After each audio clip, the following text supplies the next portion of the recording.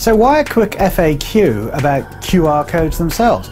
Well, basically I've noticed more and more people lately getting involved, and they're not necessarily the right people. A lot of marketing companies, a lot of agencies are getting involved, and well, let me put it this way. Here's some questions that I personally think if you're in business and you're thinking of using QR codes, you should be asking. First, what can you link the QR code to? And if the answer comes back your website, run fast. It must link to something more interesting than just your website, which will probably look awful in a mobile phone anyway. So we're thinking video, we're thinking competitions, we're thinking surveys. There should be some kind of intelligent answer coming back. Can you change the content linked to the same QR code? That's a very important question, because otherwise all you're doing is just being a one-trick pony. You could get one QR code, print it on 20,000 flyers, and that's all that code would ever link to. You want more than that.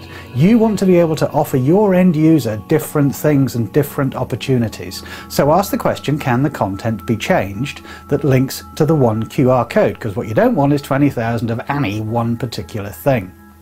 Does the service come with a mobile website? Now that's very important. I don't want to be rude, but your website is not going to look that great in a mobile device. That's why they're called mobile websites. So it needs to have a mobile website on the end of the QR code, which will make the experience for the end user so much simpler. Does their service create reports that are going to show you exactly how successful your campaign is actually being? Very, very important, because the beauty about QR codes is that because they can be tracked, you can get in real time some statistics as to how well your campaign is actually performing, which is great from your point of view in terms of a return on investment. But also, if the campaign's not doing too well, you could look at the offer and go, well, maybe we should change the offer, which brings me back to the point about having the content linked to the QR code changeable. Now all these are very important questions, and if anybody comes to you offering this as a service, I would strongly suggest that you ask those questions. These are some of the basics, there are more, but at least this will be enough to get you going.